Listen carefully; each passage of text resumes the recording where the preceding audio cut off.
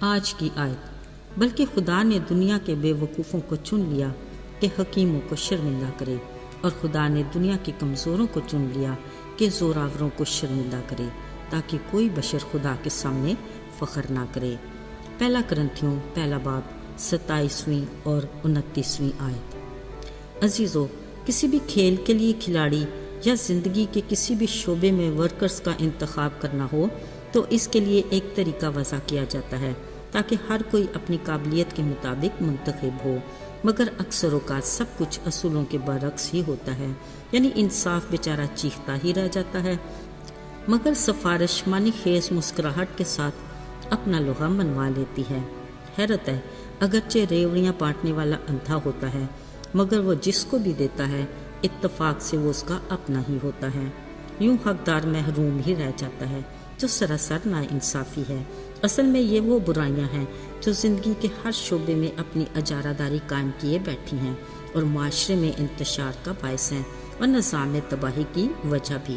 شاید یہ بات چھوٹی سی لگے، مگر اس کے اثرات بہت بڑے ہیں، جو نسل انسانی میں اس پوری طرح صلاحیت کر چکے ہیں کہ کبھی بہتری اور اچھائی کا خیال بس ایک خواب ہی لگتا ہے۔ عزیزو، ایسے حالات کا تذکرہ خوش کن تو نہیں، مگر حقیقت یہی ہے جس کے ہم سب عینی شاہد ہیں۔ پر آفرین ہیں ان پر جو انسانیت کا بھرم رکھتے قواعد اور ضوابط پر کاربند رہتے ہیں، بھلے وہ آٹے میں نمک کے برابر ہوں۔ خیر، حالات کیسے بھی کیوں نہ ہوں، ہمیشہ اچھے کی امید رکھنی چاہیے، جو مثبت سوچ کی عکاس ہے۔ عزیزو، خداوند کا کلام ہمارے لیے ایک مکمل ضابطۂ حیات ہے جس سے ہمیں زندگی کے ہر شعبے کے لیے رہنمائی ملتی ہے۔ الہی ذات کی حکمت میں ہمارے ہر سوال کا جواب موجود ہے اور ہر مسئلے کا حل واضح ہے۔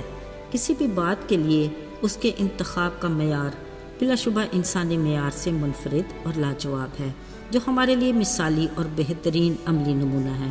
اس کی پلاننگ میں وہ لوگ شامل ہوئے جن کے بارے میں کسی کو گمان بھی نہ ہوتا، اور اس کا انتخاب وہ ہوتے کہ منتخب ہونے والا خود حیران رہ جاتا۔ شمعون پطرس یسوع کا ایسا شاگرد تھا جس کی شخصیت میں استحکام نہیں تھا، یوں سمجھ لے پل میں تولا پل میں ماشا، لیکن یسوع نے اس سے کہا، تو میری بھیڑوں کی گلابانی کرنا۔ سو کلام مقدس کے مطابق وہ پطرس ہی تھا جس نے ابتدائی کلیسیا کی بنیاد رکھی اور اسے منظم کیا۔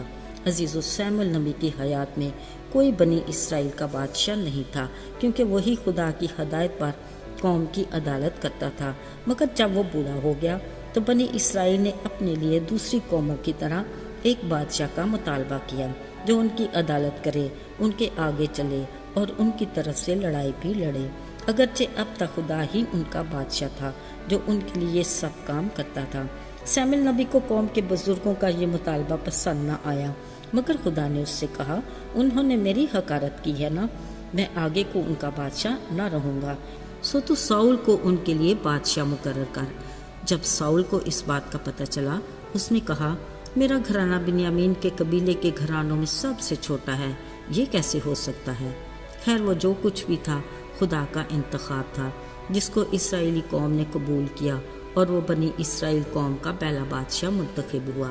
عزیزو، اکثر اوقات اسرائیلی قوم پر ایسے دور بھی آئے جب وہ خدا کی نافرمانی کرتے تو خدا انہیں سزا کے طور پر غلامی میں لے جاتا، پھر جب خدا کی طرف رجوع کرتے تو اپنے زور بازو اور کمال قدرت سے انہیں بچا لیتا، جس سے آس پاس کے ملکوں میں اسرائیل کے خدا کو چلال ملتا۔ ان دنوں بھی اسرائیلی قوم مدیانیوں کی غلامی میں تھی، پر جب انہوں نے خدا سے فریاد کی، خدا نے یواس کے بیٹے جدعون کا انتخاب کیا کہ وہ مدیانیوں کے شکنجے سے خدا کے لوگوں کو آزاد کرائے۔ جب خدا نے اپنے فرشتے کے ذریعے جدعون کو اپنا پلان بتایا، اس نے کہا، آئے مالک، میں کس طرح تیری قوم کو بچاؤں؟ میرا گھرانہ منسی میں سب سے غریب ہے اور میں اپنے باپ کے گھر میں سب سے چھوٹا بھی ہوں۔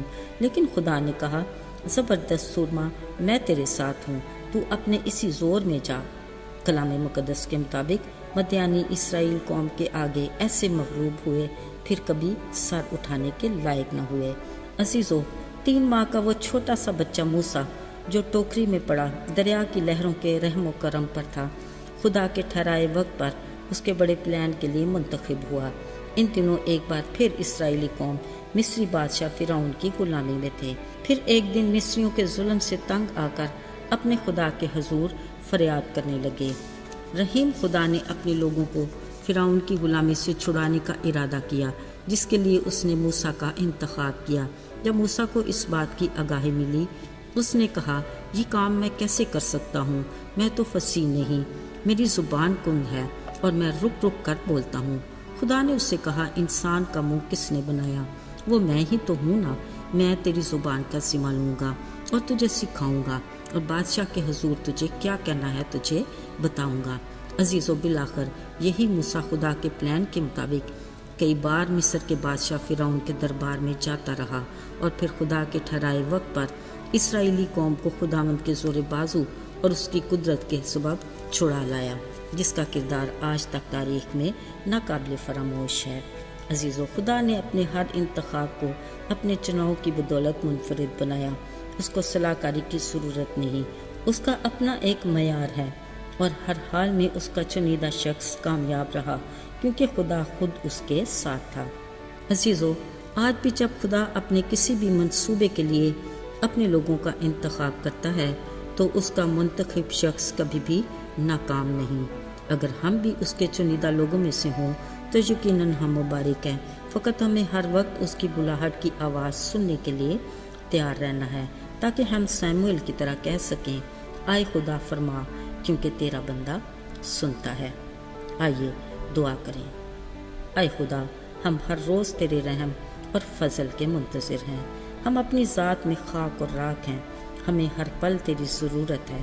تو ہمیں اپنے پروں کے سائے میں محفوظ رکھ، یسوع کے پاک اور مبارک نام میں، آمین۔